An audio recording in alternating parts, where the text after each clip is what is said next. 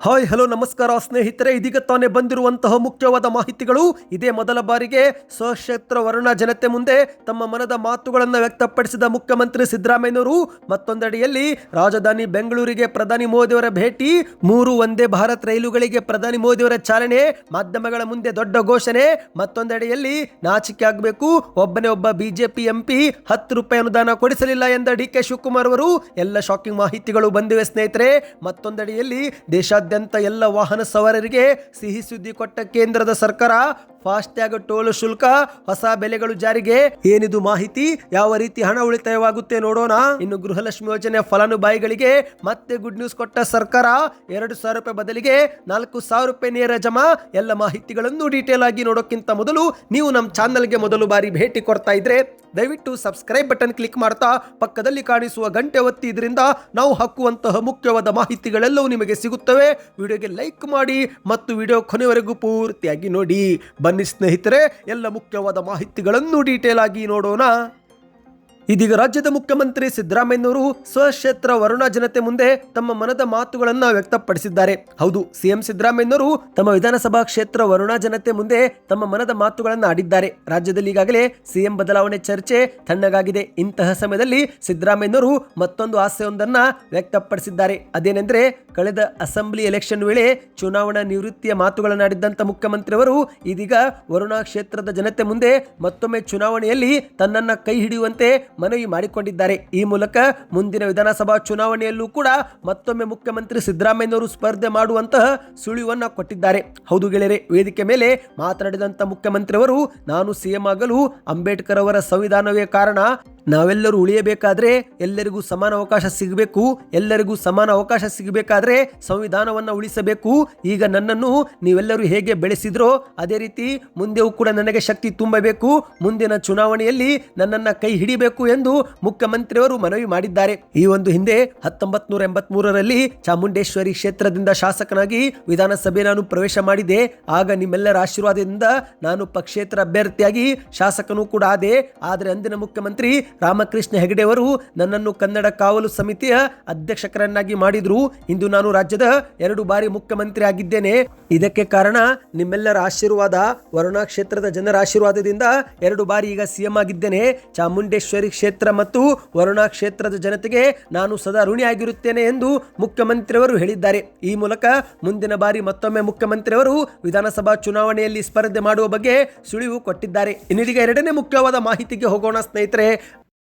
ಇಂದು ಪ್ರಧಾನಿ ನರೇಂದ್ರ ಮೋದಿ ಅವರು ಬೆಂಗಳೂರಿಗೆ ಭೇಟಿ ಕೊಟ್ಟು 3 ವಂದೇ ಭಾರತ್ ರೈಲುಗಳಿಗೆ ಚಾಲನೆ ಕೊಟ್ಟಿದ್ದಾರೆ. ಹೌದು, ನರೇಂದ್ರ ಮೋದಿ ಅವರು ದೆಹಲಿಯಿಂದ ವಿಶೇಷ ವಿಮಾನದ ಮೂಲಕ ಬೆಂಗಳೂರಿಗೆ ಆಗಮಿಸಿ ಕೆಎಸ್ಆರ್ ರೈಲ್ವೆ ನಿಲ್ದಾಣದಲ್ಲಿ 3 ವಂದೇ ಭಾರತ್ ರೈಲುಗಳಿಗೆ ಚಾಲನೆ ಕೊಟ್ಟಿದ್ದಾರೆ. ಹೌದು, ಸರಿಸುಮಾರು ಬೆಳಿಗ್ಗೆ 11:15 ಗಂಟೆ ಆಸುಪಾಸು ರೈಲ್ವೆ ನಿಲ್ದಾಣಕ್ಕೆ ಆಗಮಿಸಿದಂಥ ಮೋದಿಯವರು ಬೆಂಗಳೂರು ಬೆಳಗಾವಿ ವಂದೇ ಭಾರತ್ ಎಕ್ಸ್ಪ್ರೆಸ್ ರೈಲು ಸೇರಿ 3 ವಂದೇ ಭಾರತ್ ರೈಲುಗಳಿಗೆ ಹಸಿರು ನಿಶಾನೆ ತೋರಿದ್ದಾರೆ. ಮಾಹಿತಿಯ ಪ್ರಕಾರ ಒಂದು ರೈಲು ಬೆಂಗಳೂರಿನಿಂದ ಬೆಳಗಾವಿದಾದರೆ ಮತ್ತೊಂದು ಶ್ರೀ ಮಾತಾ ವೈಷ್ಣೋದೇವಿ ಕಾತ್ರಾದಿಂದ ಅಮೃತ್ಸರ್ ಮತ್ತು ಕೊನೆಯದಾಗಿ ನಾಗ್ಪುರಿಂದ ಪುಣೆ ಎಂದು ಹೇಳಲಾಗುತ್ತಿದೆ. ಈ 3 ವಂದೇ ಭಾರತ್ ರೈಲುಗಳಿಗೆ ಇಂದು ಪ್ರಧಾನಿ ಮೋದಿಯವರು ಚಾಲನೆ ಕೊಟ್ಟಿದ್ದಾರೆ. ಇದೊಂದು ಕಡೆ ಆದರೆ ಮತ್ತೊಂದೆಡೆಯಲ್ಲಿ ಇದೇ ವಿಚಾರಕ್ಕೆ ಮಾಧ್ಯಮಗಳ ಮುಂದೆ ಡಿ.ಕೆ. ಶಿವಕುಮಾರ್ ಅವರು ಒಂದು ಶಾಕಿಂಗ್ ಹೇಳಿಕೆ ಕೊಟ್ಟಿದ್ದಾರೆ. ಅದೇನೆಂದ್ರೆ, ಬಿಜೆಪಿ ಸಂಸದರಿಗೆಲ್ಲರಿಗೂ ನಾಚಿಕೆ ಆಗಬೇಕು, ಒಬ್ಬನೇ ಒಬ್ಬ ಬಿಜೆಪಿಯ ಎಂಪಿ 10 ರೂಪಾಯಿ ಕೂಡ ಅನುದಾನ ಕೊಡಿಸಲಿಲ್ಲ ಎಂದು ನೇರವಾಗಿಯೇ ಕಿಡಿಕಾರಿದ್ದಾರೆ. ಒಂದು ಕಡೆಯಲ್ಲಿ ಪ್ರಧಾನಿ ಮೋದಿಯವರು ಹಳದಿ ಮಾರ್ಗದ ಮೆಟ್ರೋ ಉದ್ಘಾಟನೆ ಬಂದಿದ್ರೆ, ಇತ್ತ ಮಾಧ್ಯಮಗಳ ಮುಂದೆ ಡಿ.ಕೆ. ಶಿವಕುಮಾರ್ ಅವರು ಬಿಜೆಪಿ ಸಂಸದರ ವಿರುದ್ಧ ವಾಗ್ದಾಳಿ ಮಾಡಿದ್ದಾರೆ. ಒಬ್ಬನೇ ಒಬ್ಬ ಬಿಜೆಪಿ ಕೂಡ 10 ರೂಪಾಯಿ ಅನುದಾನ ಕೊಡಿಸಲಿಲ್ಲ, ಬಿಜೆಪಿಯವರ ಸಾಧನೆ ಇಲ್ಲಿ ಏನೂ ಇಲ್ಲ ಎಂದು ಮಾಧ್ಯಮಗಳ ಮುಂದೆ ಹೇಳಿದ್ದಾರೆ. ಹಳದಿ ಮಾರ್ಗಕ್ಕೆ ರಾಜ್ಯದ ಪಾಲೆ ಹೆಚ್ಚಾಗಿದೆ. 80% ಅನುದಾನವನ್ನ ನಾವು ಕೊಟ್ಟಿದ್ದೇವೆ. ಬಿಜೆಪಿಯವರು ನಾವೇ ಮೆಟ್ರೋ ಮಾಡಿದ್ದಾರೆ ಎಂದು ಶೋ ಮಾಡ್ತಿದ್ದಾರೆ. ನಮ್ಮ ಮೆಟ್ರೋ ಯೋಜನೆಗೆ ನಾವು 80% ಅನುದಾನ ನೀಡಿದರೆ ಕೇಂದ್ರ ಸರ್ಕಾರ 20% ಅನುದಾನ ನೀಡಿದೆ. ನಿಜವಾಗಿ ಅವರು 50% ಅನುದಾನ ನೀಡಬೇಕಾಗಿತ್ತು ಎಂದು ಮಾಧ್ಯಮಗಳ ಮುಂದೆ ಆಕ್ರೋಶವನ್ನು ಹೊರಗೆ ಹಾಕಿದ್ದಾರೆ. ಇನ್ನೀಗ ಮತ್ತೊಂದು ಮುಖ್ಯವಾದ ಮಾಹಿತಿಗೆ ಹೋಗೋಣ. ದೇಶದ ಎಲ್ಲ ವಾಹನ ಸವಾರರಿಗೆ ಕೇಂದ್ರ ಸರ್ಕಾರ ಸಿಹಿ ಸುದ್ದಿ ಕೊಟ್ಟಿದೆ. ಹೌದು ಸ್ನೇಹಿತರೆ, ಇನ್ನು ಮುಂದೆ ನಿಮ್ಮ ಟೋಲ್ ಶುಲ್ಕ ಕೇವಲ 15 ರೂಪಾಯಿ ಆಗಲಿದೆ. ಆಗಸ್ಟ್ 15ರಿಂದಲೇ ಹೊಸ ನಿಯಮಗಳು ಜಾರಿಗೆ ಆಗಲಿದೆ. ಹೌದು, ದೇಶದ ವಾಹನ ಚಾಲಕರಿಗೆ ಕೇಂದ್ರ ಸರ್ಕಾರ ಒಳ್ಳೆಯ ಸಿಹಿ ಸುದ್ದಿ ಕೊಟ್ಟಿದೆ. ಕೇಂದ್ರದ ರಸ್ತೆ ಮತ್ತು ಸಾರಿಗೆ ಸಚಿವರಾಗಿರುವ ನಿತಿನ್ ಗಡ್ಕರಿ ಅವರು ಈ ಒಂದು ಹಿಂದೆ ಜೂನ್ 18ರಂದು ಒಂದು ಪ್ರಮುಖ ಘೋಷಣೆ ಮಾಡಿದ್ರು. ಅದೇನೆಂದ್ರೆ ವಾರ್ಷಿಕ ಫಾಸ್ಟ್ಯಾಗ್ ಪ್ಲಾನ್ಗಳನ್ನು ಆರಂಭಿಸುವ ಬಗ್ಗೆ ಮಾಹಿತಿ ನೀಡಿದ್ರು. ಈಗ ಆ ಒಂದು ಫಾಸ್ಟ್ಯಾಗ್ನ ಹೊಸ ಪ್ಲಾನು ಇದೇ ಆಗಸ್ಟ್ 15ರಿಂದ ಜಾರಿಗೆ ಆಗಲಿದೆ. ಈ ಒಂದು ಹೊಸ ಫಾಸ್ಟ್ಯಾಗ್ ಪಾಸ್ ಮೂಲಕ ಚಾಲಕರು ಕೇವಲ 15 ರೂಪಾಯಿಗೆ ಟೋಲ್ ಪ್ಲಾಜಾವನ್ನು ದಾಟಲು ಸಾಧ್ಯವಾಗುತ್ತೆ.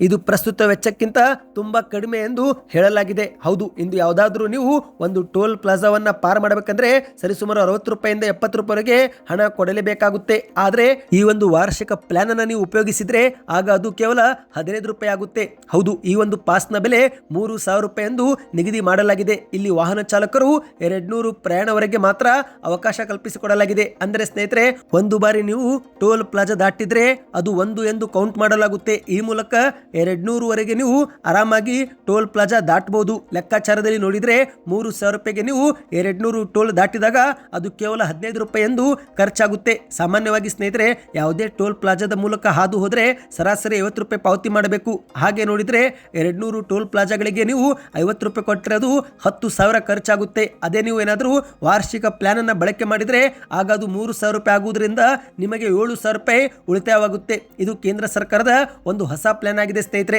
ಇದೇ ಬರುವಂತಹ ಆಗಸ್ಟ್ 15ರಿಂದಲೇ ದೇಶಾದ್ಯಂತ ಈ ಒಂದು ಪ್ಲಾನ್ ಅನ್ನ ಪ್ರಾರಂಭಿಸಲಾಗುವುದು ಎಂದು ನಿತಿನ್ ಗಡ್ಕರಿ ಅವರು ಹೇಳಿದ್ದಾರೆ. ಅಂದ ಹಾಗೆ ಇಲ್ಲಿ ಮತ್ತೊಂದು ಷರತ್ತೊಂದನ್ನು ವಿಧಿಸಲಾಗಿದೆ. ಅದೇನೆಂದರೆ ಇದು ಮೊದಲಿಗೆ ರಾಷ್ಟ್ರೀಯ ಹೆದ್ದಾರಿಗಳಲ್ಲಿ ಮಾತ್ರ ಮಾನ್ಯವಾಗಿರುತ್ತೆ. ಅಂದರೆ ನ್ಯಾಷನಲ್ ಹೈವೇ ಟೋಲ್ಗಳಿಗೆ ಮಾತ್ರ ಈ ಒಂದು ಪ್ಯಾಕೇಜ್ ಅನ್ವಯವಾಗುತ್ತೆ. ರಾಜ್ಯ ಹೆದ್ದಾರಿಗಳಿಗೆ ಇದು ಮಾನ್ಯವಾಗಿರೋದಿಲ್ಲ ಎಂದು ಹೇಳಲಾಗಿದೆ. ಈ ಬಗ್ಗೆ ನಿಮ್ಮ ಅನಿಸಿಕೆಯನ್ನು ನೀವು ಕಮೆಂಟ್ ಮಾಡಿ ಸ್ನೇಹಿತರೆ. ನಿಮ್ಮ ಬಳಿಯೂ ಕೂಡ ಕಾರ್ ಇದ್ರೆ ಯಾವ ಕಾರ್ ಇದೆ ಎಂಬುದನ್ನು ಕಮೆಂಟ್ ಮಾಡಿ. ಇನ್ನೀಗ ಕೊನೆಯ ಮುಖ್ಯವಾದ ಮಾಹಿತಿಗೆ ಹೋಗೋಣ. ರಾಜ್ಯದ ಕಾಂಗ್ರೆಸ್ ಸರ್ಕಾರ ಗೃಹಲಕ್ಷ್ಮಿ ಯೋಜನೆ ಫಲಾನುಭವಿಗಳಿಗೆ ಮತ್ತೆ ಸಿಹಿ ಸುದ್ದಿ ಕೊಟ್ಟಿದೆ. ಹೌದು ಗೆಳೆಯರೆ, ವರಮಹಾಲಕ್ಷ್ಮಿ ಹಬ್ಬ ದಿನದಂದು 2,000 ರೂಪಾಯಿ ಜಮೆ ಮಾಡಿದಂತ ಸರ್ಕಾರ ಇದೀಗ ಹಬ್ಬದ ಖುಷಿಯಲ್ಲಿದ್ದಂತ ಮಹಿಳೆಯರಿಗೆ ಮತ್ತೊಮ್ಮೆ 2,000 ರೂಪಾಯಿ ಜಮೆ ಮಾಡಲು ಸಿದ್ಧತೆ ಮಾಡ್ತಾ ಇದೆ. ಹೌದು, ಹಬ್ಬದ ಖುಷಿಯಲ್ಲಿದ್ದಂತ ಮಹಿಳೆಯರಿಗೆ ಇದೀಗ ಡಬಲ್ ಧಮಾಕ ಸಿಕ್ಕಿದೆ. ಗೃಹಲಕ್ಷ್ಮಿಯರಿಗೆ ಇದೇ ಒಂದು ತಿಂಗಳಲ್ಲಿ ಒಟ್ಟಿಗೆ 2 ಕಂತಿನ 4,000 ರೂಪಾಯಿ ಜಮೆ ಆಗಲಿದೆ. ಹೌದು, ಗೃಹಲಕ್ಷ್ಮಿ ಯೋಜನೆ ಫಲಾನುಭವಿಗಳಿಗೆ ಕಳೆದ ತಿಂಗಳ ಜುಲೈ ಮತ್ತು ಈ ತಿಂಗಳ ಆಗಸ್ಟ್ ತಿಂಗಳ ಹಣವನ್ನು ಇದೇ ಒಂದು ತಿಂಗಳಲ್ಲಿನೇ ಜಮೆ ಮಾಡೋದಕ್ಕೆ ರಾಜ್ಯ ಸರ್ಕಾರ ಮುಂದಾಗಿದೆ ಎಂದು ಹೇಳಲಾಗಿದೆ. ಹಾಗಾಗಿ ರಾಜ್ಯದ ಮಹಿಳೆಯರಿಗೆ ಇದೇ ಒಂದು ತಿಂಗಳಂತ್ಯದ ಒಳಗೆ 4,000 ರೂಪಾಯಿ ಹಣವನ್ನ ಪಡೆದುಕೊಳ್ಳಲಿದ್ದಾರೆ. ನಿಮ್ಮ ಖಾತೆಗೂ ಕೂಡ ಗೃಹಲಕ್ಷ್ಮಿ ಯೋಜನೆ ಹಣ ಏನಾದರೂ ಇತ್ತೀಚಿನ 2 ದಿನಗಳಲ್ಲಿ ಜಮೆ ಆಗಿದ್ರೆ ಕಮೆಂಟ್ ನಲ್ಲಿ ಎಸ್ ಎಂದು ಕಮೆಂಟ್ ಮಾಡಿ. ಅಂದ ಹಾಗೆ ಸ್ನೇಹಿತರೆ, ಈಗ ಬಂದಿರುವ ಮಾಹಿತಿ ಪ್ರಕಾರ ಪ್ರತಿಯೊಬ್ಬ ಗೃಹಲಕ್ಷ್ಮಿ ಯೋಜನೆ ಫಲಾನುಭವಿಗಳು ಡಿಬಿಟಿ ಆಯ್ಕೆಯನ್ನ ಪರಿಶೀಲನೆ ಮಾಡಿಕೊಳ್ಳಿ. ಹೌದು, ಈ ಒಂದು ಹಣವು ಡಿಬಿಟಿ ಮೂಲಕವೇ ಜಮೆ ಆಗುತ್ತಿರುವುದರಿಂದ ಪ್ರತಿಯೊಬ್ಬರು ತಮ್ಮ ಬ್ಯಾಂಕ್ ಖಾತೆಗೆ ಡಿಬಿಟಿ ಸಕ್ರಿಯವಾಗಿದ್ದು ಎಂಬುದನ್ನು ಖಚಿತಪಡಿಸಿಕೊಳ್ಳಿ. ಏನಪ್ಪಾ ಇದು ಡಿಬಿಟಿ ಅಂದ್ರೆ ಡೈರೆಕ್ಟ್ ಬೆನಿಫಿಟ್ ಟ್ರಾನ್ಸ್ಫರ್. ಅಂದ್ರೆ ಸ್ನೇಹಿತರೆ, ನೇರ ನಗದು ವರ್ಗಾವಣೆ. ಇದು ಸಕ್ರಿಯವಾಗಿದ್ರೆ ಮಾತ್ರ ಗೃಹಲಕ್ಷ್ಮಿ ಯೋಜನೆಯ ಕಂತು ಸೇರಿದಂತೆ ಇತರೆ ಸರ್ಕಾರದ ಹಣ ನಿಮ್ಮ ಬ್ಯಾಂಕ್ ಖಾತೆಗೆ ಬರಲು ಸಹಾಯಕವಾಗುತ್ತೆ. ಸಹಜವಾಗಿ ಇದು ಎಲ್ಲ ಬ್ಯಾಂಕ್ ಖಾತೆಯಲ್ಲಿ ಸಕ್ರಿಯವಾಗಿರುತ್ತೆ. ಆದರೆ ಕೆಲವು ಬ್ಯಾಂಕ್ ಖಾತೆಗೆ ಬಹಳ ದಿನದಿಂದ ಹಣ ಬಂದಿರುವುದಿಲ್ಲ ಅಥವಾ ಟ್ರಾನ್ಸಾಕ್ಷನ್ ಮಾಡಿಕೊಂಡಿರುವುದಿಲ್ಲ. ಆ ಸಮಯದಲ್ಲಿ ಖಾತೆ ನಿಷ್ಕ್ರಿಯವಾದಾಗ ಇದು ಕೂಡ ನಿಷ್ಕ್ರಿಯವಾಗಿರುತ್ತೆ. ಹಾಗಾಗಿ ಫಲಾನುಭವಿಗಳು ಬ್ಯಾಂಕ್ ಖಾತೆಗೆ ಸಂಬಂಧಪಟ್ಟ ಎಲ್ಲ ಕೆಲಸಗಳನ್ನ ಮಾಡಿಕೊಳ್ಳಬೇಕು. ಆಧಾರ್ ಕಾರ್ಡ್ ಲಿಂಕ್ ಆಗಿರಬಹುದು, KYC ಕಂಪ್ಲೀಟ್ ಆಗಿರಬಹುದು, ಇಂತಹ ಹಲವು ಕೆಲಸಗಳನ್ನ ಪೂರ್ತಿ ಮಾಡಿಕೊಳ್ಳಬೇಕು. ಸದ್ಯಕ್ಕೆ ಎಷ್ಟೇ ಇತ್ತು ಸ್ನೇಹಿತರೆ, ಎಲ್ಲ ಮಾಹಿತಿಗಳು ಇಷ್ಟವಾಗಿದ್ದರೆ ವಿಡಿಯೋಗೆ ಲೈಕ್ ಮಾಡಿ, ಚಾನಲ್ಗೆ ಸಬ್ಸ್ಕ್ರೈಬ್ ಮಾಡ್ತಾ ವಿಡಿಯೋನ ನಿಮ್ಮ ಗೆಳೆಯರಿಗೂ ಕೂಡ ಶೇರ್ ಮಾಡಿ.